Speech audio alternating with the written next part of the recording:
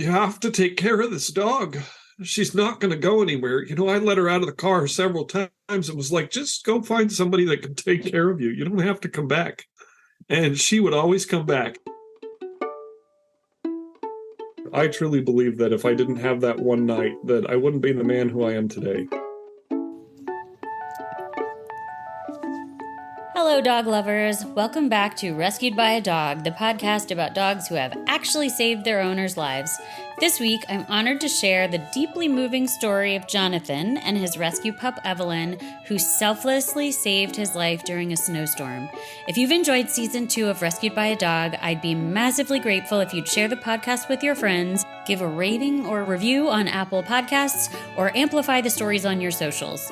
And if you're interested in sponsoring an episode in season 3, email me at rescuedbyadogpodcast@gmail.com.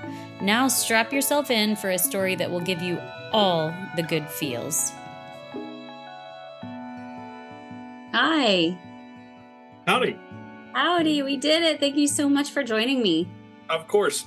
Okay, so why don't you tell me what your dog's name was and what she looked like? So her name was Evelyn. She was about 75 pounds when she got older, but typically she floated around about 65. She is a lab retriever mix. So never knew for sure. I didn't send away blood work or anything, but that's what I was told. And she was, in every sense of the word, a retriever. But she had the lab family calmness to her. She's a fuzzy girl. We used to call her Polar Bear when she was younger. So she really was the perfect mix. Where'd you find her? So I had prepped everything. I knew I was getting a dog. And I just started randomly looking on Craigslist. And her picture popped up. And I was like, oh my gosh, she is adorable. So I sent the lady a message and was like, hey, I'd like to maybe just meet her. This is the thing. It was 11:30 at night. And I'm like, why is she replying so late? So this girl was at a nightclub with Evelyn in her car. So I was like, yeah, go ahead and bring her over. And when she brought her over, she held her out in the air, and Evelyn just reached her arms out to me like, help, save me. And I got to talking to the lady, and her boyfriend bought her the dog as a Valentine's Day present. Now, she said she was only about 16 weeks old, but I don't know. I wasn't confident in anything she told me about the dog. She worked full-time and was going to school full-time. So she took Evelyn in the car with her everywhere she went. So Evelyn had terrible anxiety.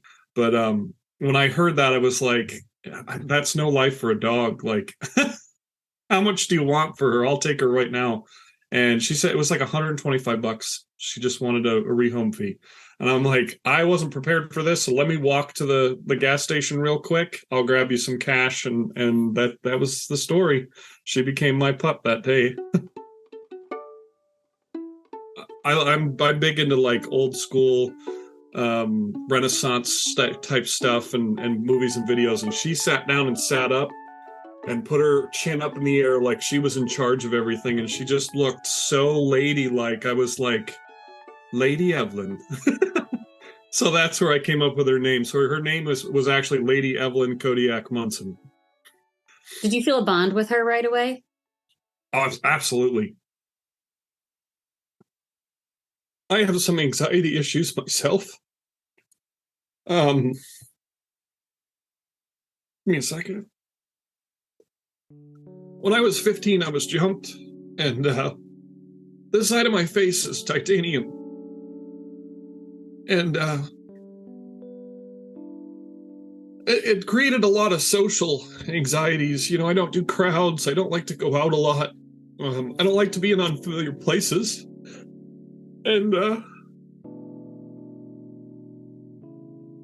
she latched onto that right away. And when I would have anxiety fits like this, she would nestle her head right underneath my arm. Oh. Even as a puppy. And she would just snuggle me. And that continued throughout her entire life. Like, I would come home and have a rough day at work. And when you have anxiety, it's different. Like, a hard day at work becomes more than a hard day at work. Especially when you were almost killed. I was jumped a kid punched me in the side of the face with a lead-lined glove and crushed my face. And I stood toe-to-toe with him, defended myself, walked home, called my own ambulance, and then discovered that my face had been crushed. And I went through facial reconstructive surgery and seriously 3 years of hell because the kid continued to show up, places where I would go hang out. The kid only got 16 days in jail. So the anxiety was absolutely ridiculous. And having her, like I said, you'd come home from a hard day at work. And for me, it's not today was hard. It's who's going to try to kill me now. So I would get into bed and I'd get in the fetal position and just cry some days, which I've grown far past that with her help. I had her for 14 years, and that's the part I miss about her the most. She definitely helped me grow, and nowadays I tell that story a lot to help other people. And I cry every time because I want to stay in tune with it. And I want to stay in touch with those feelings. But I call upon it now as the best day of my life because I realized any day could be your last day at the age of 15. What a blessing. When you got Evelyn home, was there a moment you can think of where you thought to yourself, oh, she's going to be okay? She slept in the bed with me the first night she was in the house.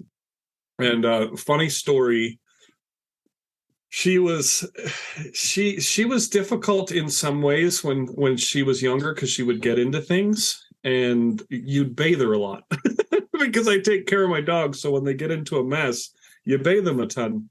And I actually showered with Evelyn one day because I was like, I got to get ready for work, but you just got into a mess. So let's do this. I've done that. She's in the shower with me, and I had hair at the time, so I shampooed my hair, and I was rinsing it off like this, and I look down, and she's going like this in the water, too, just acting like she's rinsing off her hair, too, and I was like, oh, my gosh, you are so my dog, and that was all that happened within the first, 2 weeks of me owning her, so these little things that you were like, yep, we're soulmates.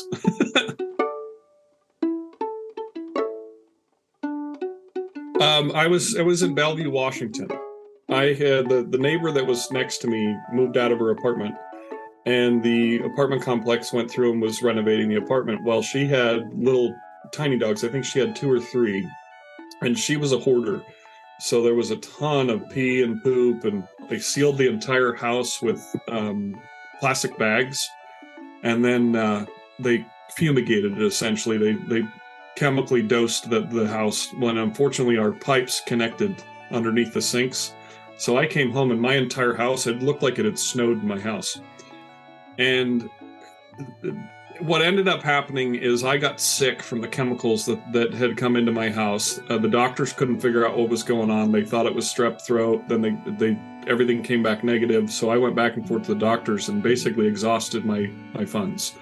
I was running my own business at the time, buying and selling cars.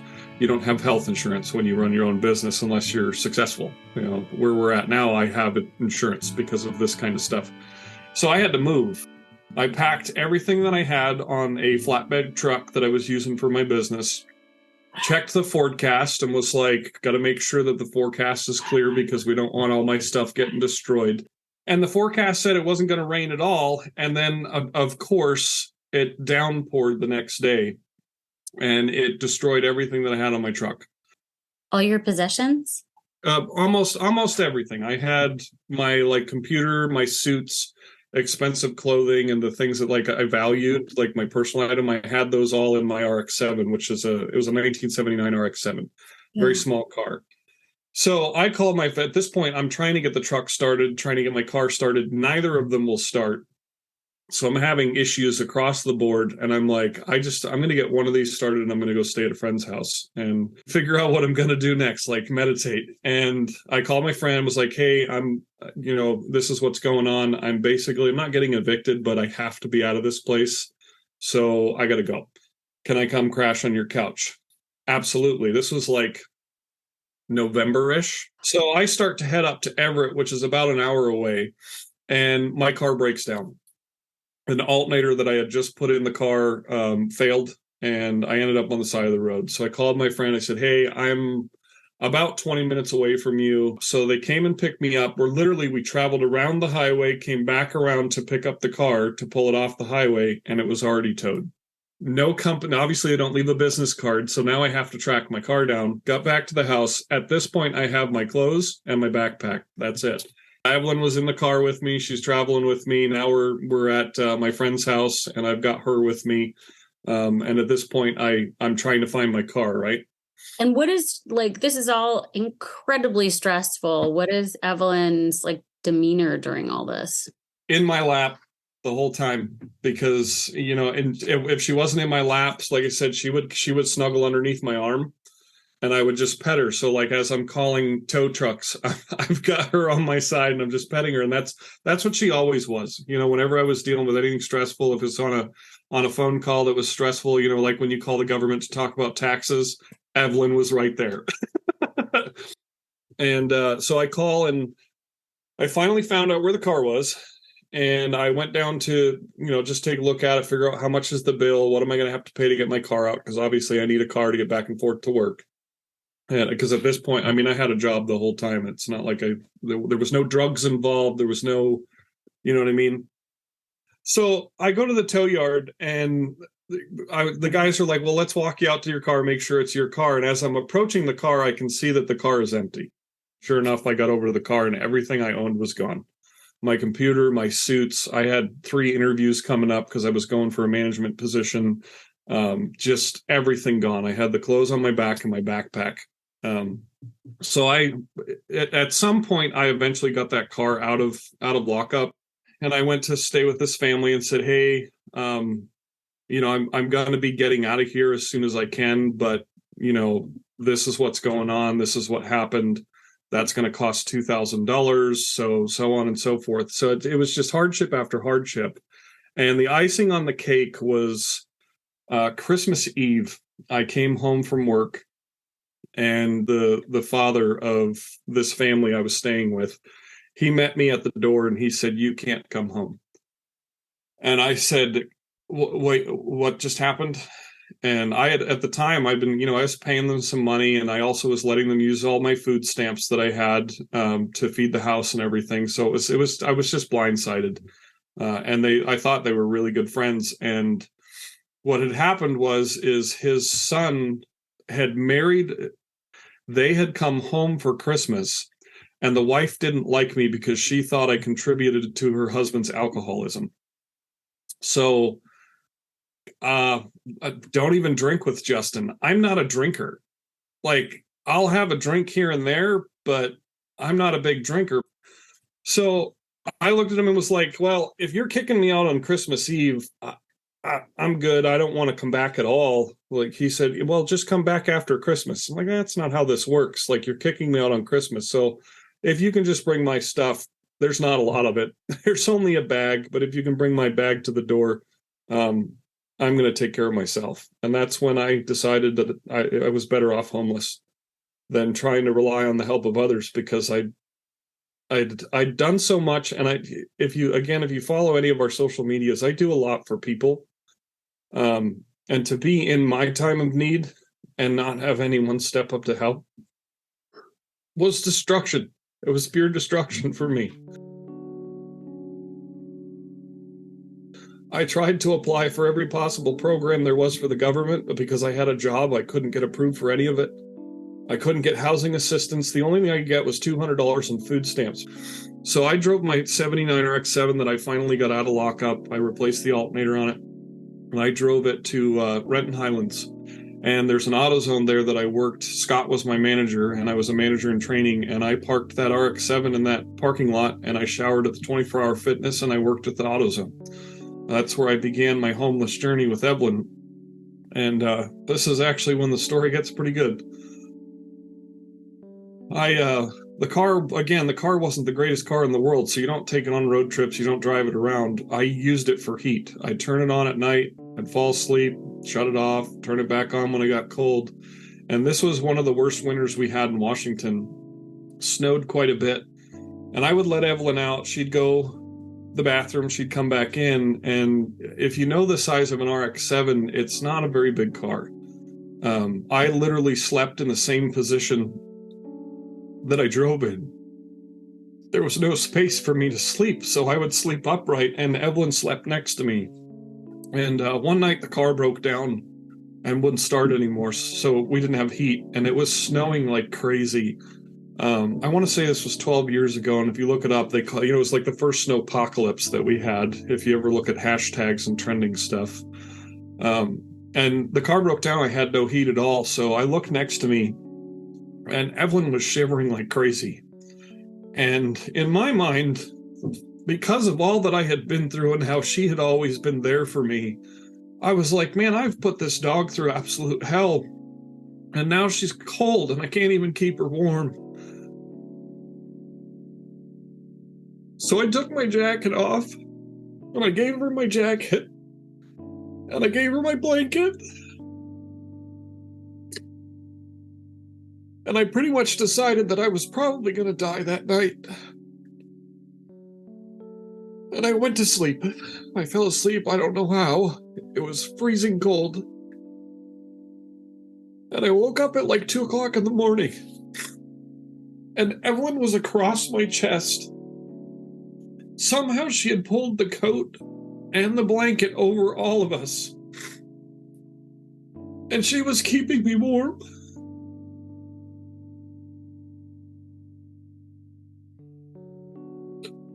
And it was that night that I really had a shift in my mindset that, you know what? You're going through a lot of crap. And the more you look at yourself as a victim, the more you're going to be a victim. You have to stand up for yourself. You have to take care of this dog. She's not going to go anywhere. I let her out of the car several times. It was like, just go find somebody that can take care of you. You don't have to come back. And she would always come back. And she scratched my car, which I always like, oh, damn you, dog. But I realized that night that, Evelyn was going to be my driving force. And the reason why I worked hard to change me. I got strep throat that night. Meanwhile, I'm going to work every day. Like, I'm hiding the fact that I'm sick, But now with COVID and everything, I'd never go to work. And what did she do during the day while you were at work? It's wild because the guys at work didn't figure this out for, gosh, I want to say a month and a half. But every break that I had, I would go out to the car, I would walk her, I would play with her. I'd usually spent more than 15 minutes on my breaks, and then my entire lunch I'd go out. And she got more attention then than she got in other times in my life because I was right there and she was always right there. So she chilled in the car. She hung out, and this was through winter. So it's not, I'm thankful that it happened when it happened, because if it were summer, what do? I can't leave her in the car. She could end up dying. So I always went out and took care of her, and she just chilled in the car. There were times when we were homeless that there was kids outside the car, and they had seen the car in the parking lot several days. And this car, the windows fogged up terrible at night because the seals were bad in the car. So you couldn't tell that we were inside of it. You could hear them standing outside talking about smashing the windows. Oh, wow. And again, can't see anything. Evelyn usually wouldn't bark unless she felt or saw the need to. She woke me up. It was like 2 o'clock at night. She woke me up. Her hair was all standing up, and she was growling something fierce. And I started to listen, and that's when I heard the conversation. They were talking about smashing the windows, and that's why she woke me up. And I said, "Get him." And she started barking, and they were like, "Oh, there's somebody in that car." And they left. So on many occasions, her alarm, her being vocal. And we had a connection, and it was a connection that transcends any connection with any human that I've ever known. I can't even tell you that how important and pivotal that night was to my life, because now I give more than I've ever given in my entire life, but I'm secure. I have 4 walls. I have a home. I have 2 brand new cars. I'm taking care of me first, because if I'm not doing well, I can't give. And Evelyn was the precursor to that. A lot of people look at the story and they're like, you fell down. How did you get back up? I didn't ever stop. This was a blip in my life. It was only 3 months that I was homeless. When you have a dog, you've got to pay first month, last month, security deposit. So after going through what I went through, it's not like you just have a random $4,000 sitting aside. So what ended up happening is within the first couple of weeks, obviously the RX-7 wasn't the smartest idea. I fixed that car the next day. So we had heat every night after that. And then within 2 weeks, I bought a truck for $600.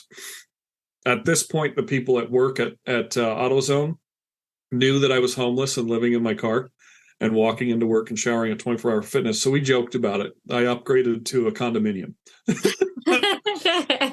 It was a 77 Ford F-250 and had a bench seat that me and Evelyn could snuggle on and lay on. I was a little bit smaller at the time, about 260 pounds. So me and her could actually cuddle on the bench seat. And I did that for, I want to say, another 2 weeks. The next check rolled in, and that's when I moved in with my friend. So when you moved into an apartment finally, was Evelyn happier, or was she just as happy when she was in the truck with you? She never changed. She was always happy.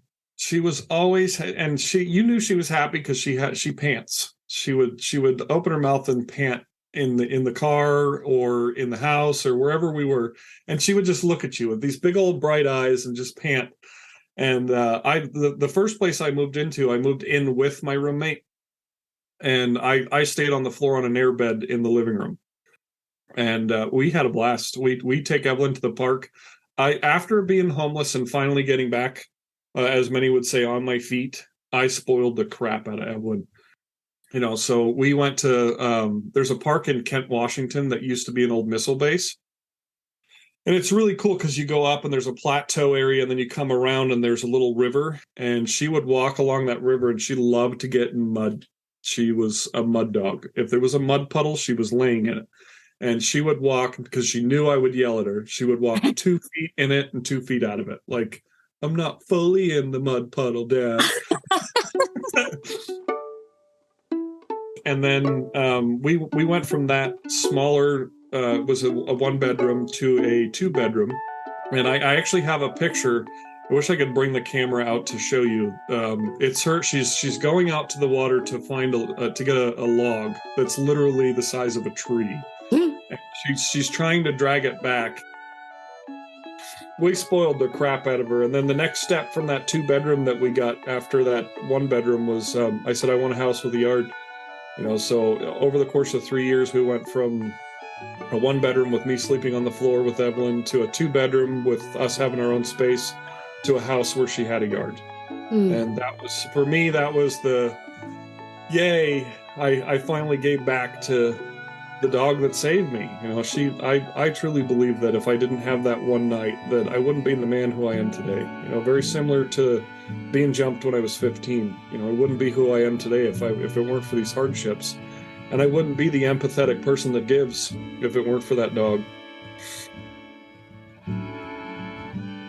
When she passed in September, it hit me really hard. Her body had just said it's time, and it hit me super hard. And 2 months later, my mom died. Oh. And then 6 days later, I dressed up as Santa. I'd called my dad, and it was like, I don't think I'm going to be able to do the food drive. And my dad's like, no, you're doing it. Your mom loved that about you. You have to do it. So I put on my Santa suit, and I went to Walmart. I spent over $18,000 that we had raised through a TikTok. And that TikTok was Evelyn's TikTok.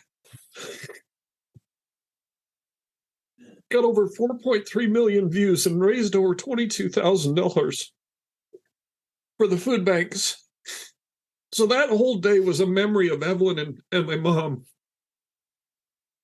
And I was so renewed. Like, I didn't cry. I cried a little bit here and there. We're in private talking about people and talking about my mom and talking about Evelyn.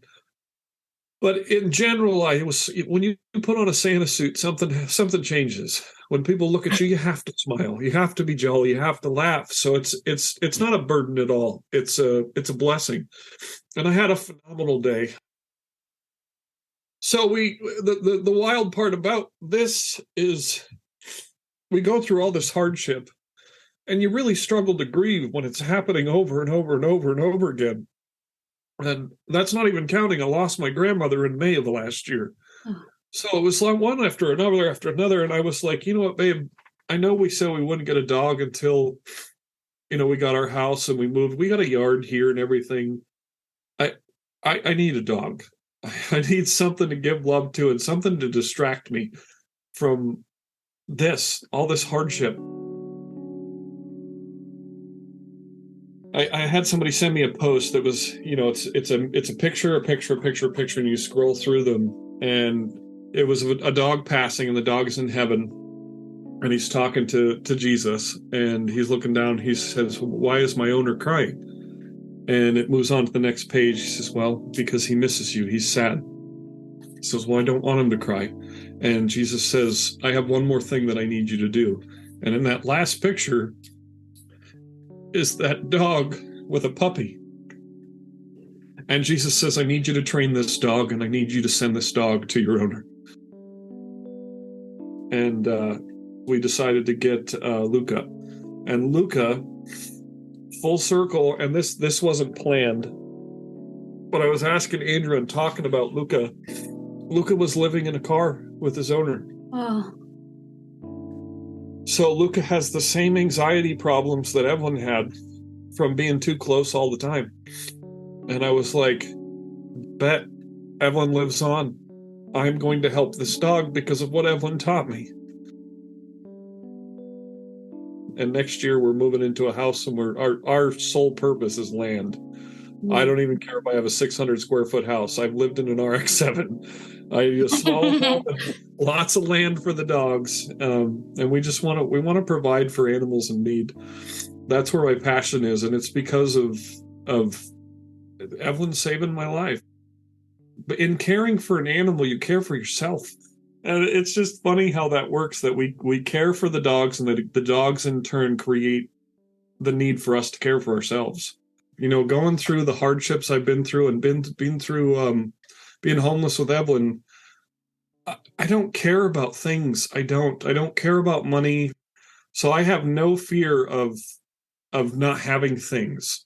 My fear is that when I pass, I want people to remember the spirit of myself and the spirit of Evelyn as giving spirits. She's always been a giver. She's always giving of herself, and it was, you could see it. It was the way she would approach people, and the way she would open her neck, like, scratch me here. This will make you feel better. So Evelyn knew sit, speak, story, which was when she would go, and you would say, "And what else?" And she would go, she'd do Michael Jackson, which was a bark. She would go, and my mom actually taught her that, and it was to mimic Michael Jackson's hee hee. If Evelyn were in front of you right now and she understood human English, what would you like to say to her?